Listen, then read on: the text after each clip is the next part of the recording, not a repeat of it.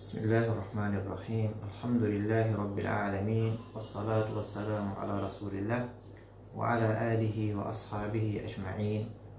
Louange à Allah subhanahu wa ta'ala, le Seigneur des mondes. Paix et salut sur le prophète Muhammad sallallahu alayhi wa sallam, sa famille, ses compagnons et tous ceux qui les ont convenablement suivis. Chers auditeurs de la 100.4, bienvenue dans votre émission Mimbar al-Tawhid, émission qui vous parvient tous les lundis lorsqu'il est 9h passé 10 minutes sur la 100.4. Nous vous disons Assalamu alaikum wa rahmatullahi wa barakatuh. Mise en nom d'ici à Conakry, Elhaj Karamoko Doumbouya, à Kindi à Kondeouma, à Pita, Silla Abdoulaye à Koincherno Majuba. Du côté de Facebook, nous sommes suivis aussi à travers Tcherno Ramadan Diallo, technicien. Nous sommes toujours avec notre document, notre cher Barbahari Rahimahullah Ta'ala, à travers son document Sharh Sunnah. Document qui nous parle ici de la croyance des champs de la Sunnah et du consensus, de la vraie croyance. Ce document est commenté par notre éminent cher Salih Fawzan Hafidahullah Ta'ala. Nous sommes au niveau du chapitre 159 de ce document, chapitre très intéressant aussi, comme les précédents, chapitre dans lequel Cheikh Barbahari Rahimahullah Ta'ala nous dit وَإِذَا سَأَلَكَ أَحَدٌ عَنْ مَسْأَلَةٍ فِي هَذَا الْبَابِ وَهُوَ مُسْتَرْشِدٌ فَكَلِّمْهُ وَأَرْشِدْهُ وَإِذَا جَاءَكَ يُنَاظِرْكَ فَاحْذَرْهُ فإن في المناظرة المراء والجدال والمبالغة والخصومة والغضب وقد نهيت عن جميع هذا جدا وهو يزيل عن طريق الحق ولم يبلغنا عن أحد من فقهائنا وعلمائنا أنه ناظر أو جادل أو خاصم. Une très belle éducation. Dans ce chapitre, le Cheikh Rahimahullah Ta'ala nous dit: et si quelqu'un te pose une question sur ce sujet, sur quel sujet? Sur le sujet précédent, c'est-à-dire sur les attributs d'Allah Subhanahu wa Ta'ala, yani an sifatillah wa asma'i. Si quelqu'un vient te poser une question sur ce sujet et tu vois qu'il est venu pour chercher la guider, pour chercher la vérité, par lui et oriente-le. Donc s'il est venu pour chercher la guider, pour chercher la droiture, pour chercher la science, pour connaître ce qui est vrai et le mettre en pratique, le cheikh nous dit, par lui et oriente-le vers cette guidée. Mais s'il vient pour controverser, alors prends garde à lui. Il y a certes derrière la controverse la dispute, le débat, le combat, la querelle, la colère. Il y a tout ça derrière la controverse. Derrière la controverse, il y a les disputes. Il y a les disputes. Il y a le débat. Il y a le combat. Il y a la querelle. Il y a la colère. Le cheikh nous dit, et certes, tu n'as aucunement le droit d'être mêlé à ces choses-là, car cela éloigne du chemin de la vérité. Et il ne nous est pas parvenu d'un de nos savants qu'il a controversé ou débattu ou qu'il s'est accroché de la sorte. Qu'est-ce que le cheikh veut dire par là? Nous allons à travers le commentaire de Cheikh Fawzan voir le contenu de ce chapitre. Le cheikh nous dit قوله وإذا سألك أحد عن مسألة في هذا الباب وهو مسترشد فكلمه وأرشده. Si quelqu'un vient vers toi en te posant une question concernant ce sujet, concernant cette religion, concernant les noms d'Allah, concernant les attributs d'Allah, si tu vois qu'il cherche la guider, il cherche la vérité, alors par lui. Intéresse-toi à lui. Oriente-le. Cheikh Fawzan dit ici, As-sa'ilu yanqasibu ila qismayn. Celui qui vient poser une question, les demandeurs sont de deux catégories. Celui qui vient poser une question ou ceux qui viennent poser des questions sont divisés en deux. La première catégorie, Sa'ilun mustarshidun. C'est quelqu'un qui vient demander, qui recherche la guidée, qui veut la droiture, qui recherche la vérité. Une première catégorie. Quelqu'un vient poser une question. Quelqu'un vient te poser une question parce qu'il veut connaître. Parce qu'il veut connaître la vérité. Il veut rechercher la guidée. Il veut le droit chemin. Alors celui-ci, فَهَذَا لَهُ الْحَقُّ فِي أَنَّكَ تُجِيبُهُ وَتُوَضِّحُ لَهُ وَتُشَجِّعُ. Celui qui vient poser une question pour chercher la guidée, pour chercher la vérité, pour chercher la droiture, il a droit à une réponse. Il doit être répondu. On doit l'orienter. On doit le guider. On doit lui montrer le bon chemin. Ce sont trois. En tant que alim, si tu es un savant, tu connais cette religion, quelqu'un vient te poser une question sur cette religion, au sujet d'Allah, au sujet de ses noms, au sujet de ses attributs, au sujet des piliers de cette religion, au sujet de la foi. Tu as la connaissance, tu dois, c'est une obligation de l'orienter. C'est une obligation de lui montrer la vérité, de lui montrer la vraie croyance. Il t'incombe, toi savant, toi alim, de l'orienter. Ça, c'est la première catégorie de ceux qui viennent poser des questions. Al-qismul akhar, sa'ilun muta'annitun, mu'taridun, yushabbihu ala nas. Il y a cette personne aussi obstinée. Obstinée. Cette personne qui vient demander pour contrarier, pour protester. C'est un protestataire. C'est un protestataire. Il proteste. Il vient juste te poser une question pour discuter avec toi, pour controverser.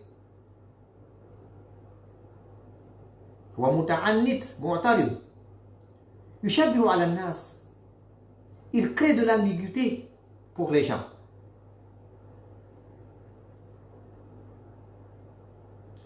Il dit فَهَذَا احْذَرْهُ وَلَا تَدْخُلْ مَعَهُ فِي مَيْدَانٍ فإنك إذا تركته انحسم الأمر وإذا دخلت معه فإن الأمر يزيد شرا وهو يريد أن يحرك الفتنة.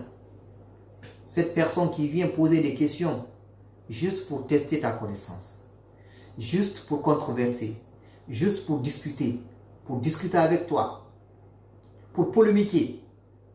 Il ne veut pas la vérité. Il veut tromper les gens. Il veut créer de l'ambiguïté pour les gens. Alors celui-ci, prends garde à lui. Et ne te laisse pas emporter par cette personne.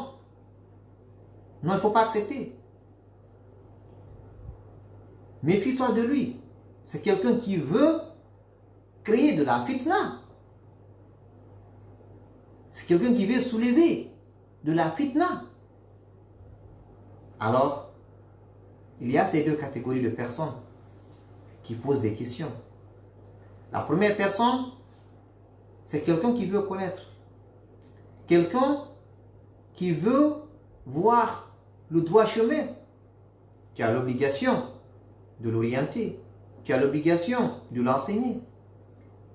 Et cet autre qui vient pour polémiquer, pour disputer, alors lui, il faut te méfier, prends garde. Et quand il dit sur ce sujet, في هذا الباب يعني باب الأسماء والصفات. فإذا سألك أحد عن مسألة في هذا الباب يعني هنا باب الأسماء والصفات.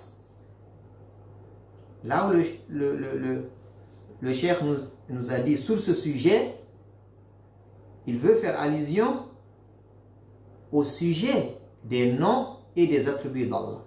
Car la plus grande partie de ceux qui sont égarés se sont égarés sur ce sujet. Les noms et les attributs. Ils ont voulu comprendre les noms. Ils ont voulu comprendre les attributs par leur propre compréhension, par leur intelligence. Alors que l'islam, ce n'est pas comme ça. L'islam, c'est le suivi. On n'innove pas dans cette religion. On ne réfléchit pas selon notre intelligence, selon notre vision, selon notre compréhension des choses. Non. L'islam, ittiba'un, l'abtida'un.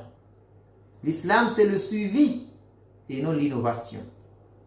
L'islam est complet. L'islam n'a pas besoin de rajout. لا يحتاج الإسلام إلى زيادة دين كامل اليوم أكملت لكم دينكم. L'islam n'a pas besoin de rajout. L'islam n'a pas besoin d'une autre interprétation. Non, l'islam est déjà complet. Dans le Coran, Allah nous dit, aujourd'hui, je vous ai parachevé votre religion. L'islam est déjà complet. Il s'agit de comprendre ce qui est là. Et la compréhension, comme on l'a toujours dit, est celle du prophète et de ses compagnons. Si toi, ta compréhension va à l'encontre de la compréhension du prophète et de ses compagnons, sache que tu es égaré, sans aucun doute. Si toi, tu comprends le Coran, tu comprends les noms d'Allah, tu comprends les attributs d'Allah, avec une compréhension contraire à celle du prophète, à celle de l'envoyé d'Allah, sache que tu es égaré. Il n'y a aucun doute en cela. Donc, on ne doit pas rajouter, on ne doit pas comprendre le Coran ou la Sunna avec une compréhension contraire à la compréhension de nos salaf, de nos pieux prédécesseurs, du prophète et de ses compagnons. Donc, c'est pourquoi ce sujet des noms et des attributs, c'est un sujet vraiment à propos duquel nous devons faire beaucoup attention. Nous devons suivre pas à pas le Coran et la Sunna sur tous les sujets, mais surtout sur le sujet des noms et des attributs d'Allah. Et on l'a rappelé dans l'émission passée sur certaines paroles du messager d'Allah qui parlent de la descente d'Allah subhanahu wa ta'ala, qui parlent de la vision d'Allah subhanahu wa ta'ala l'au-delà. Il y a des sectes, non les moindres, qui se sont égarés dans ces deux et qui disent que lorsqu'ils entendent ces hadiths parlant de la descente d'Allah, qu'Allah descend, ils disent, nous purifions Allah subhanahu wa ta'ala. Nous glorifions Allah subhanahu wa ta'ala. Nous ne disons pas qu'Allah descend. Parce qu'en disant cela, on aurait assimilé Allah à sa créature, aussi qui descend. À partir de là, ils se sont égarés. Ils sont tombés dans l'égarement qu'Allah nous en préserve. Nous croyons qu'Allah subhanahu wa ta'ala descend. Nous croyons qu'Allah sera vu dans le paradis, le comment, on ne connaît pas. Et demander comment est une innovation, comme on va le voir tout de suite, avec cette parole noble de notre imam, qui est l'imam Malik, rahimahullah ta'ala. وقوله وإذا جاءك يناظرك فاحذره إن كان قصده المناظرة والمجادلة فاتركه. Le dire du cheikh, et s'il vient pour polémiquer, pour disputer, alors prends garde à lui. Si son intention c'est de disputer, si son intention c'est de ne pas chercher la vérité et la suivre, mais plutôt c'est de disputer, de te combattre, alors fatroko, laisse-le. La tadkhul ma'a, ne rentre pas avec lui dans ce champ de dispute. Non, laisse-le. Li'annahu yuridu ad-dalala, car lui, il veut l'égarement. Il a opté pour l'égarement. Il a opté pour égarer les gens. Alors laisse-le. وقوله فإن في المناظرة المراء والجدال والمبالغة والخصومة والغضب. Et le dire du cheikh, il y a, certes dans le dispute, il y a tous ces fléaux dedans. Dans le dispute, dans la controverse, il y a la dispute, il y a le débat, il y a le combat, il y a la querelle, il y a la colère. C'est pourquoi on doit se méfier de la controverse. Et il est indiqué qu'un homme était entré chez Imam Malik. Il était dans son cercle. Le monsieur il est venu. Il dit Inna Allah yaqulu Ar-Rahmanu ala al-arsh istawa. Kayfa istawa? Lui il est venu poser une question à un alim, à un savant qui est Imam Malik. De là, nous allons prendre cette leçon, ce dars.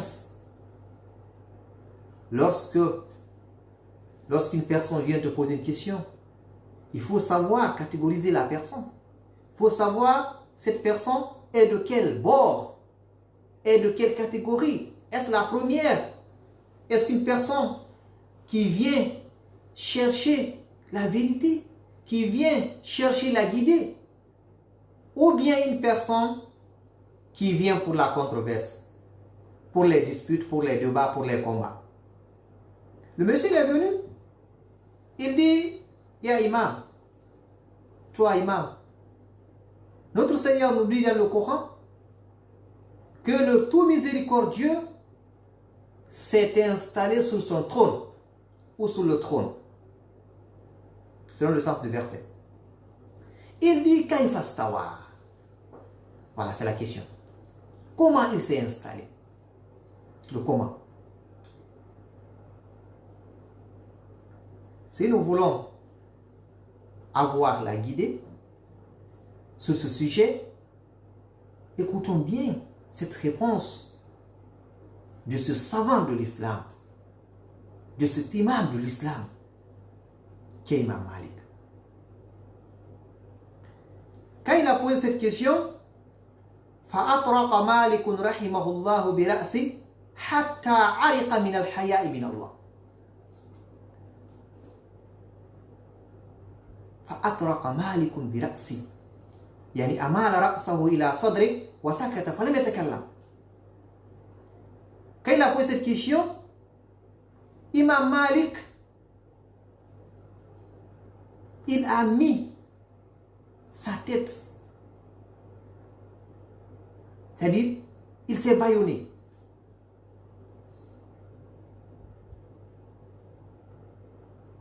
Il s'est tu. était étonné, il était dépassé par cette question. Il a baissé sa tête jusqu'à ce qu'il a sué, il a eu de la sueur. Mais Allah subhanahu wa ta'ala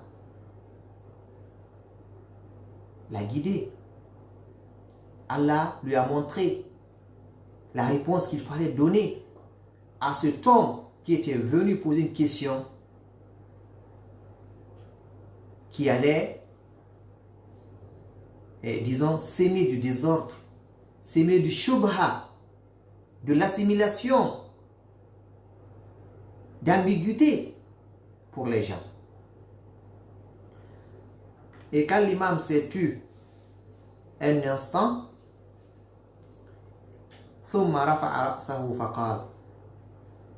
ensuite il leva la tête et dit, al-istiwa'u ma'lum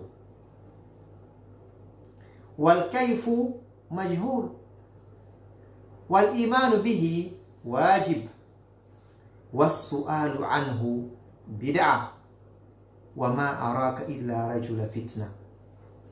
Allahu Akbar. L'imam dit, l'installation, le fait de s'installer, le fait qu'Allah soit installé sur son trône, cela est connu.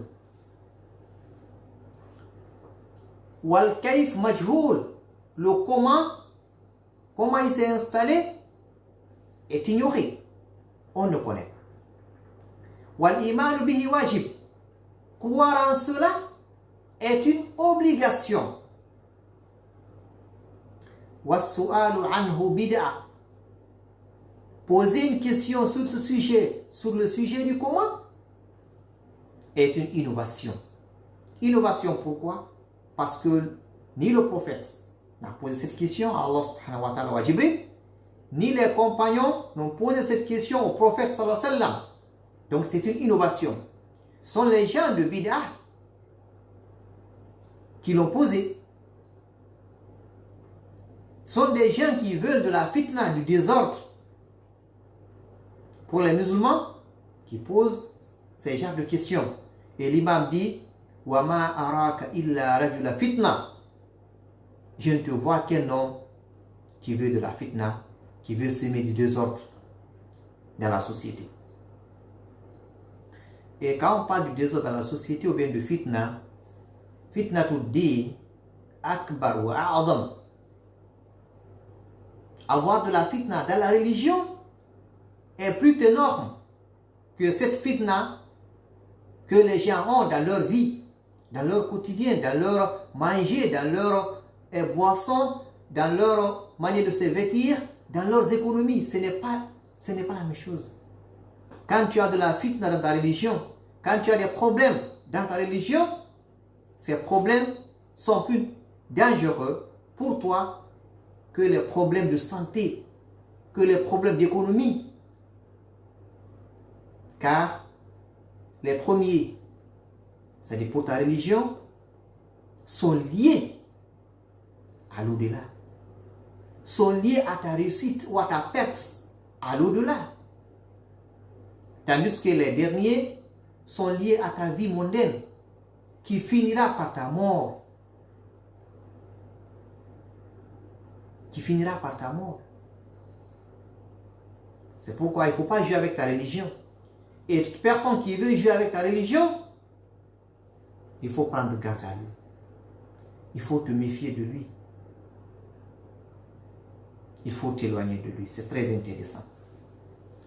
Donc, voilà la réponse de notre imam, Imam Malik, à cette personne qui était venue demander comment Allah s'est installé. Même chose, on va dire la même chose pour ceux qui se posent des questions, comment Allah descend. Le messager dit, dans un hadith authentique, qu'Allah subhanahu wa ta'ala descend dans le dernier tiers de la nuit, au ciel le plus bas. Comment il descend? On ne sait pas. La descente est connue. Le comment est inconnu, c'est ignoré. La croyance, croire qu'Allah subhanahu wa ta'ala descend est une obligation et poser la question sur le comment est une innovation. Accepte qu'il descend. Là, il ne descend pas comme toi. Non. Mais accepte qu'il descend car cela a été dit par le prophète sallallahu alayhi wa sallam. Et si toi, avec ton intelligence assez limitée, assez faible, si tu penses que dire qu'Allah descend, c'est le fait de rabaisser Allah, c'est un égarement. Car le meilleur a cru à ça, le meilleur l'a dit, qui est le prophète Muhammad sallallahu alayhi wa sallam. Il t'incombe de croire et de ne pas chercher le comment. Car chercher le comment va toujours t'amener vers l'égarement. Ensuite, le cheikh nous dit qu'il ne nous est pas parvenu que l'un de nos savants a discuté de la sorte ou s'est accroché de la sorte. Alors, nous devons nous méfier des disputes, des controverses. Méfions-nous des chemins égarés. Méfions-nous des gens d'innovation. On va continuer toujours ce chapitre. قال الحسن البصري رحمه الله تعالى الحكيم لا يماري ولا يداري حكمته ينشرها إن قبلت حمد الله وإن ردت حمد الله وجاء رجل إلى الحسن فقال أنا أناظرك في الدين. قال أنا أناظرك في الدين. فقال الحسن أنا عرفت ديني فإن ضل دينك فاذهب فاطلبه. الله أكبر. Et on dit qu'il est rapporté que ce grand imam aussi des Tabi'in a dit, il dit le sage n'est nu un disputeur. Al-Hakim la yumari. Ce n'est ni quelqu'un qu'on peut amadouer, qu'on peut tromper, qu'on peut duper. Non. Il dit, quand sa sagesse se répand et trouve acceptation, il loue Allah. C'est-à-dire, lorsqu'il te conseille, lorsqu'il t'enseigne, lorsqu'il te montre la vérité et que tu acceptes, il remercie Allah subhanahu wa ta'ala. Et si sa parole est rejetée, il loue Allah. Donc, dans les deux cas, il loue Allah subhanahu wa ta'ala. Il y a un homme qui est venu le voir et lui a dit, il dit, je veux débattre avec toi dans la religion. On va voir aussi cette réponse, Hassan Basri, une réponse qui est pleine d'enseignements. Ce monsieur est venu, il dit, je veux débattre avec toi dans la religion. Yani, al-munadara, le fait de discuter avec quelqu'un, le fait de débattre avec quelqu'un. Et qu'est-ce que Hassan lui a dit? Il lui a dit, je connais ma religion. Mais si tu as perdu la tienne, pars et va la rechercher. Dis-moi, je connais ma religion. Et si toi, tu as perdu la tienne, alors va la rechercher. Donc, va disputer ailleurs. Va débattre ailleurs. Dans cette réponse, nous allons tirer quelques enseignements. 1. Nous devons connaître cette religion. Nous devons connaître notre religion. Si tu ne connais pas ta religion, tu seras toujours derrière ces sectes égarées et qui finiront par t'égarer. Donc, dans cette réponse, nous devons chercher à connaître d'abord cette religion. Nous devons comprendre la religion. Chose qui est devenue secondaire chez la plupart des gens. La plupart des gens n'ont pas le temps d'étudier cette religion. Quand tu lui dis il faut prendre un peu de temps pour l'islam, il dit je suis trop occupé. Je suis trop occupé. Je suis chargé. Je n'ai pas de temps.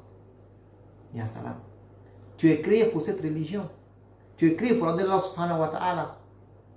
Et le jour que tu es venu sur terre, tu n'es venu avec aucun bien. Tu es venu sans habit. Tu es venu sans maison. Tu es venu sans argent. Avec aucun bien. Le jour de ta naissance, on t'a prêté tout. On t'a donné tout. Autrement dit, tu as trouvé tout ici. Les habits, les maisons, les voitures, les familles. Tu as trouvé tout ici. Et le jour de ton départ vers Allah subhanahu wa ta'ala, tu vas tout laisser aussi. Quand tu viens ici, tu as de la richesse, tu as des biens, tu as des familles. Mais le jour de ta mort, comme l'a dit le messager d'Allah, 3 choses vont t'accompagner. Les 2 vont se retourner et tu vas rester avec un seul. Les familles vont t'accompagner, les biens vont t'accompagner, les œuvres vont t'accompagner. Non. Les biens et les familles vont se retourner. Les œuvres vont rester avec toi dans la tombe. Tes étages, tes voitures, tes entreprises, tes comptes bancaires, tu vas laisser tout ça pour d'autres, pour les héritiers, pour d'autres. Non. Raison pour laquelle tu dois faire beaucoup attention. Nous Guinéens, surtout nous Guinéens, devons faire beaucoup attention. Faisons attention sur nos propos. Faisons attention sur nos actes. Faisons attention sur nos recommandations. Ne sémons pas du désordre dans ce pays. Ne poussons pas les uns à combattre les autres. Soignons nos propos. Réfléchissons avant de prononcer les mots. Réfléchissons avant d'écrire. Réfléchissons avant de se prononcer. Que ta parole ne soit pas cause de division des fils de ce pays. Tu vas laisser tout ici. Tu iras seul dans ta tombe. Toi qui crois aujourd'hui que tu peux tout. Tu fais ce que tu veux. Tu dis ce que tu veux. Tu vas où tu veux. Fais beaucoup attention. Tu finiras par être attaché dans un tissu blanc. Tu vas laisser tes habits, tes bazins et tout ce que tu as. Tu iras seul dans la tombe. Tu iras seul dans la tombe. Donc faisons beaucoup attention. Mesurons les propos. Prenons la paix. Prenons l'entente. Prenons l'union entre les fils de ce pays.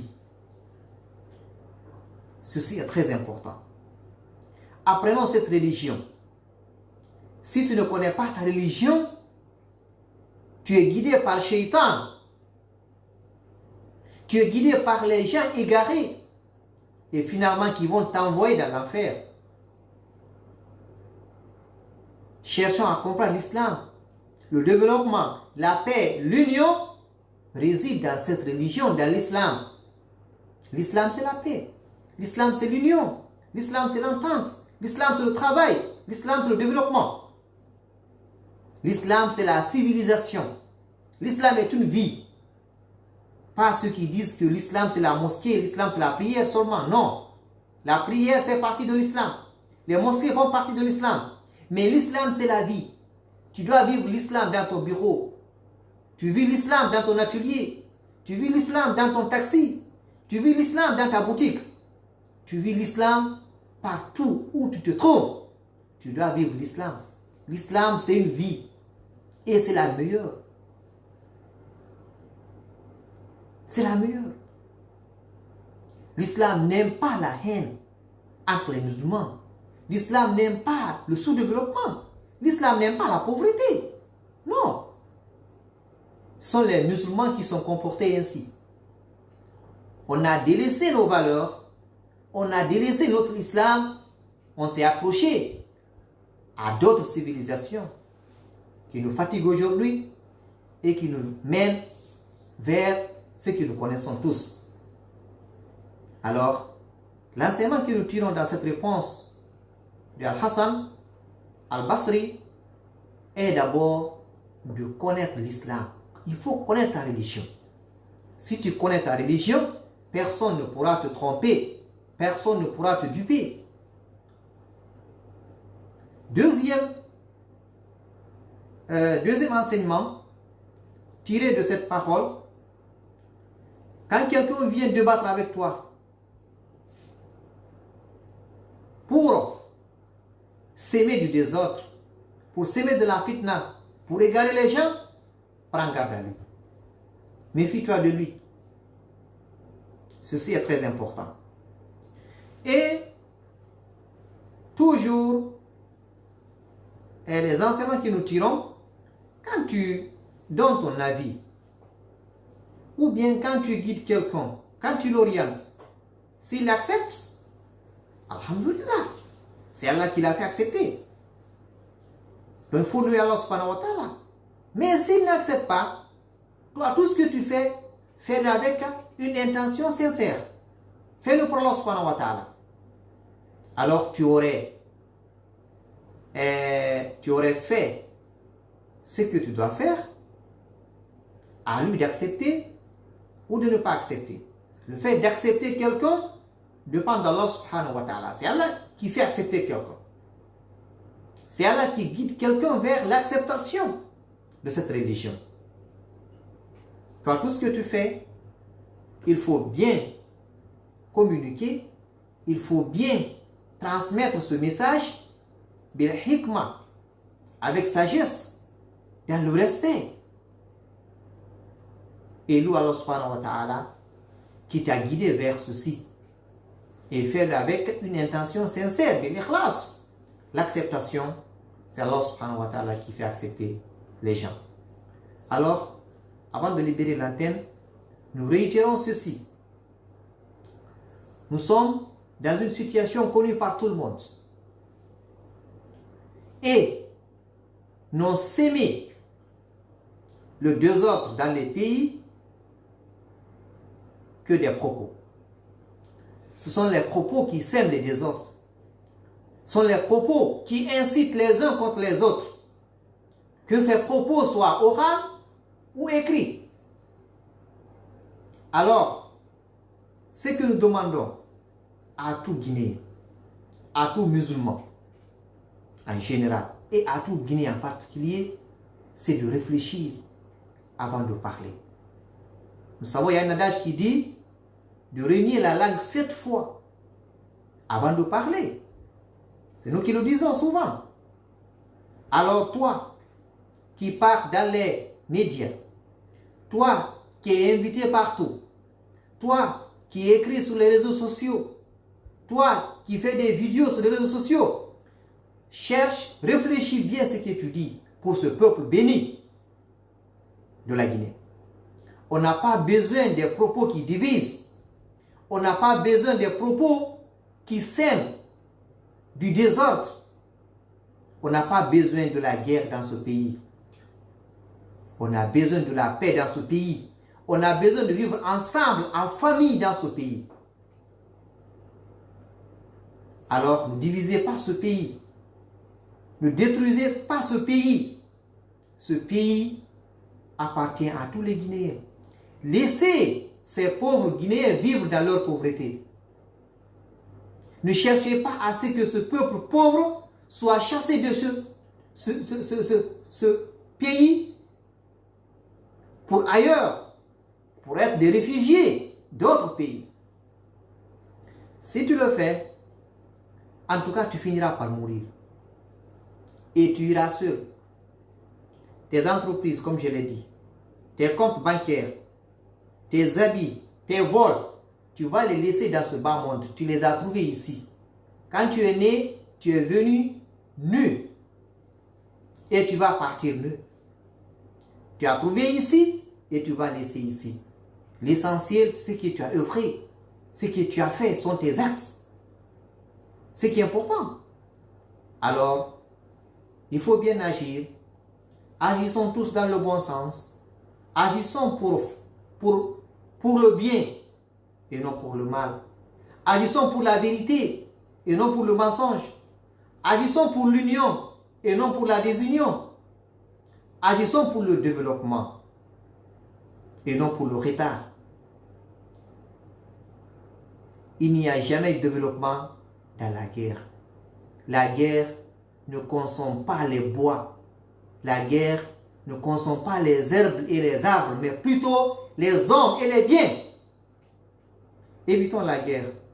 Tout propos qui mène vers la guerre, qui mène vers la haine, qui mène vers la division, qui mène vers l'injustice, évitons-le. Prenons garde à lui, à ce sens.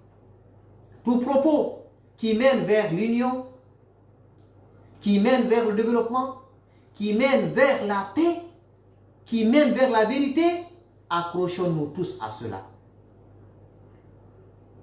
Et c'est le Coran. وَاعْتَصِمُوا بِحَبْلِ اللَّهِ جَمِيعًا وَلَا تَفَرَّقُوا. Notre Seigneur nous dit, accrochez-vous tous au câble d'Allah et ne vous divisez pas. Ceci est très important. Alors, c'est ce conseil que nous donnons à nous-mêmes et à vous, en tant que frères, en tant que sœurs. La Guinée a besoin de nous. La Guinée a besoin de tout le monde. La Guinée a besoin de la paix, de la tranquillité. On va ouvrir l'antenne pour un seul auditeur. Nous sommes pratiquement pris par le temps. Vous avez le 623 62 62 63 655 55 10 55 669 88 46 deux fois. On va prendre un seul auditeur. Voilà, et puis on va rendre l'antenne. À la grâce d'Allah subhanahu wa ta'ala. 623 62 62 63 655 55 10 55 669 88 46 46. Je rappelle que vous êtes dans votre émission Mimbar al-Tawhid, émission qui vous parvient tous les lundis lorsqu'il est 9h passé de 10 minutes sur la 5.4. 3 numéros pour nous joindre: 623 62 62 63 655 55 10 55 ou le 669 88 46 46. Assalamu alaikum. Assalamu alaikum. Naam, assalamu alaikum. Naam, Ousmane, allez-y.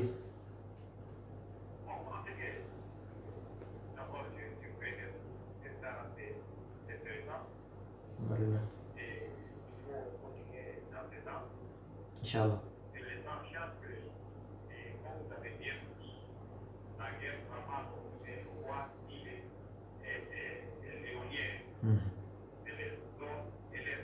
Oui.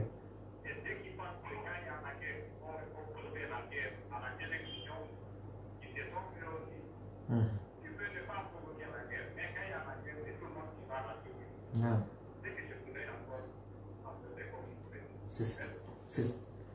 Voilà, ceci est très important, mon frère. C'est dit dans le Coran, Al-Fitna, ce n'est pas ceux qui la provoquent seulement.